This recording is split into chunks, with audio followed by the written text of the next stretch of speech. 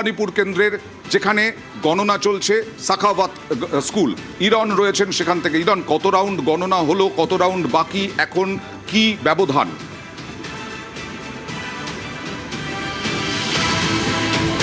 অয়ন, দেখো, ইতিমধ্যেই সরকারিভাবে 11 রাউন্ডের ফল ঘোষণা করা হয়েছে। 11 রাউন্ডের ফলাফলের শেষে ভবানীপুর কেন্দ্রের তৃণমূলের মমতা বন্দ্যোপাধ্যায় তিনি 42,796 ভোট পেয়েছেন এবং তার প্রতিদ্বন্দ্বী শুভেন্দু অধিকারী 33,321 ভোট পেয়েছেন। অর্থাৎ এই মুহূর্তে 11 রাউন্ডের শেষে 9,475 ভোটে এগিয়ে রয়েছেন মমতা বন্দ্যোপাধ্যায়।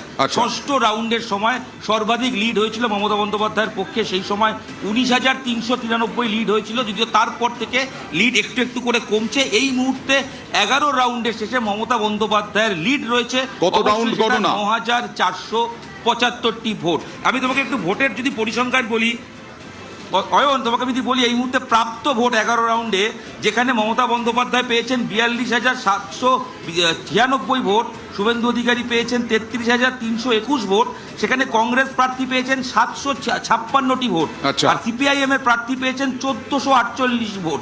অর্থাৎ মমতা বন্দ্যোপাধ্যায় এবং শুভেন্দু অধিকারী এই লড়াইটা হচ্ছে আফটার 11 রাউন্ড, সেখানে মমতা বন্দ্যোপাধ্যায় 9,475 ভোটে এগিয়ে রয়েছে। ইতিমধ্যে শুভেন্দু অধিকারী তিনি এসছেন, সকালে এক দফা এসেছিলেন, ছবিটা একটু দেখাই। এই মুহূর্তে কিন্তু নিরাপত্তার দিক থেকে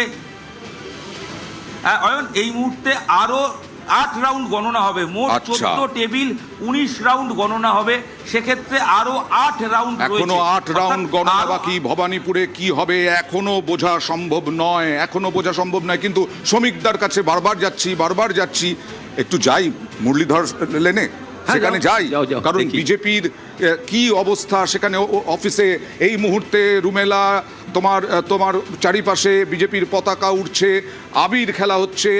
এই প্রথম বিজেপি এত উচ্ছ্বাস দেখাতে পারছে পশ্চিমবঙ্গে।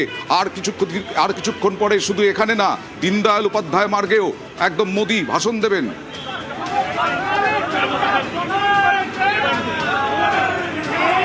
একদমই বিজেপির স্টেট অফিস, এই Muralidhar Sen lane, central avenue, কলকাতার প্রাণকেন্দ্র, আর সেখানে এই অফিসে আমি শুধু ছবিটা তোমাকে দেখাবো অয়ন। এই ছবি অন্ততপক্ষে ঘন্টা 2-2.5 ধরে আরো স্পষ্ট হয়েছে। আমরা গত কয়েক ঘন্টা ধরে এখানে রয়েছি এবং যেই মুহূর্তে এটা ক্রমশ স্পষ্ট হতে শুরু করেছিল যে এবার বাংলায় সরকার গঠনের পথে বিজেপি, তখন থেকে এই উচ্ছ্বাস উদ্দীপনা সাধারণ মানুষের মধ্যে, কর্মী সমর্থকদের মধ্যে রয়েছে। বিভিন্ন জায়গা থেকে, রাজ্যের বিভিন্ন প্রান্ত থেকে স্টেট অফিসে তারা ভিড় করছেন। এই মুহূর্তে একজনকে আমরা দেখতে পাচ্ছি গলায় উত্তরী এবং আবির মেখে নিয়েছেন। সরকার গঠনের পথটা প্রশস্ত হয়ে গেছে। সরকার গঠনে কি বলছেন? সরকার গঠনের পথ ক্লিয়ার। হ্যাঁ, আর কি এর মধ্যে কোনো সন্দেহ আছে নাকি? সরকার আমরা করছি, বাঙালিদেরকে ধন্যবাদ দিচ্ছি কি বাংলার বাঙালিরা জেগে উঠেছে, তাই জন্য আমরা সরকার গঠন করছি। বাংলায় বিজেপির সরকার, এই ভাবনাটা এখনো অনেকে মেনে নিতে পারছে। আমরা নিজেও মানতে পারছিলাম না, সত্যি কথা বলছি। আমরা 20 বছরের কর্মী, আমরা নিজেই মানতে পারছিলাম না, কিন্তু বাংলার বাঙালিদেরকে ধন্যবাদ দিতে চাইছি। বাঙালিরা জেগে উঠেছে, তাই জন্য আজকে বিজেপি গঠন হয়েছে। বাংলার মা বোনেরা জেগে উঠেছে, তাই জন্য আজকে বিজেপি গঠন হয়েছে। বাংলার ছেলে মানে কম বয়সের ছেলে, কলেজ পড়া পড়ুয়ারা, তারা জেগে উঠেছে। সব নিয়ে আসবো।